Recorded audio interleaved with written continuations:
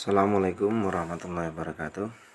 Perkenalkan, nama saya Muhammad Rafiq, mahasiswa PJJ-PAI Yayasan Jati Cirebon. Di sini saya akan menjelaskan tentang sejarah Islam di Cirebon. Walang Sungsang atau yang dikenal juga dengan nama Pangeran Cakrabuana, Pangeran Kejaksaan atau Haji Abdullah Iman adalah seorang tokoh penyebar Islam di Cirebon, Jawa Barat. Ia lahir pada tahun 1429 Masehi dari pasangan Prabu Siliwangi, raja terakhir Kerajaan Pajajaran, dengan Subang Larang, putri dari Adipati Wanayasa. Walang Sungsang memiliki dua orang saudara kandung, yaitu Rara Santang dan Raja Sengara.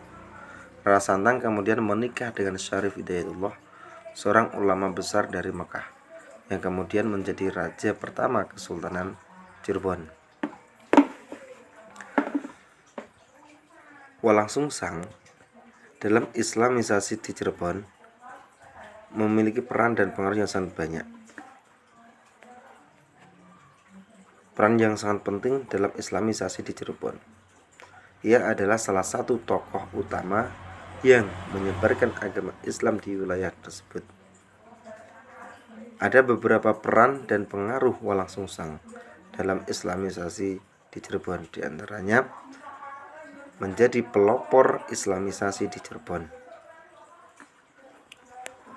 Walang Sungsang adalah tokoh pertama yang menyebarkan agama Islam di Cirebon.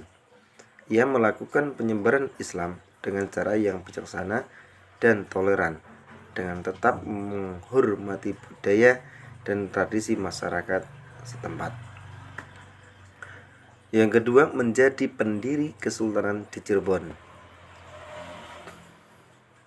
Walang Sungsang adalah pendiri Kesultanan Cirebon yang merupakan salah satu kerajaan Islam pertama di Jawa Barat. Kesultanan Cirebon kemudian menjadi pusat penyebaran Islam di wilayah tersebut.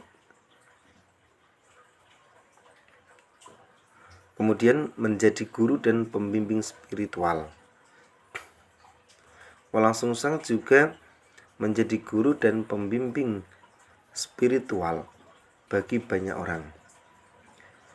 Ia mengajarkan Islam dengan cara yang mudah dipahami dan diamalkan.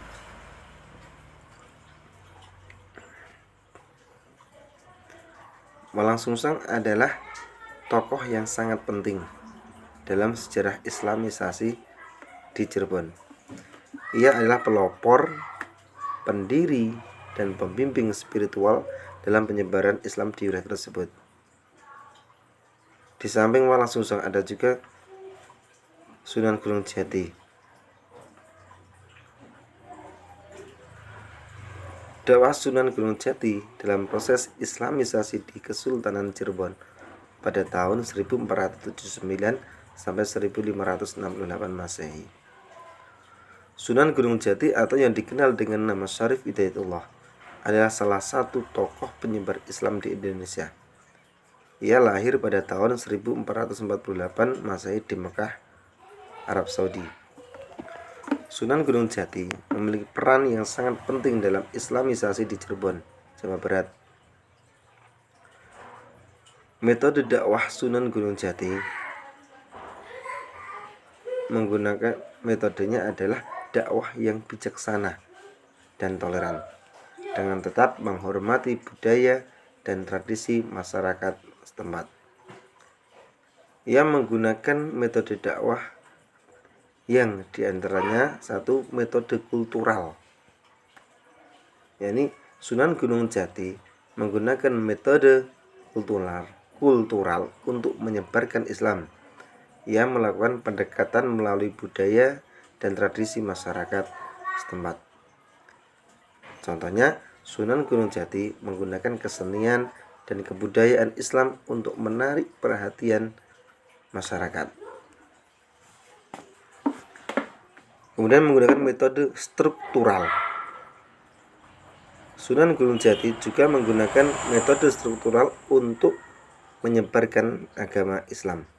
Ia memperkuat kedudukan politiknya di Cirebon dengan menikahi Nyimas Pakungwati, putri dari Prabu Siliwangi, raja terakhir kerajaan Pajajaran. Hal ini menjadikan Sunan Gunung Jati sebagai tokoh yang berpengaruh di Cirebon.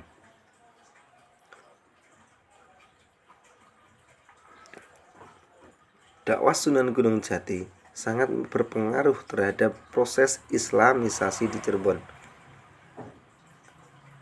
Ada beberapa pengaruh dakwah Sunan Gunung Jati yang diantaranya adalah satu, masyarakat Cirebon memulai memeluk agama Islam.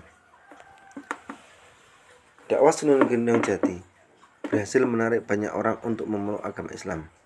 Hal ini terlihat dari semakin banyaknya orang yang beribadah di masjid dan mengikuti kegiatan keagamaan lainnya.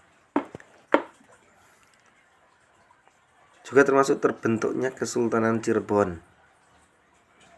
Sunan Gunung Jati mendirikan Kesultanan Cirebon pada tahun 1479 Masehi.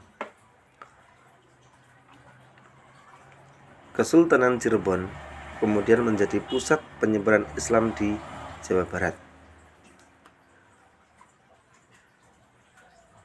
Dakwah Sunan Gunung Jati yang bijaksana dan toleran menyebabkan terjadinya akulturasi budaya Islam dan budaya lokal di Cirebon.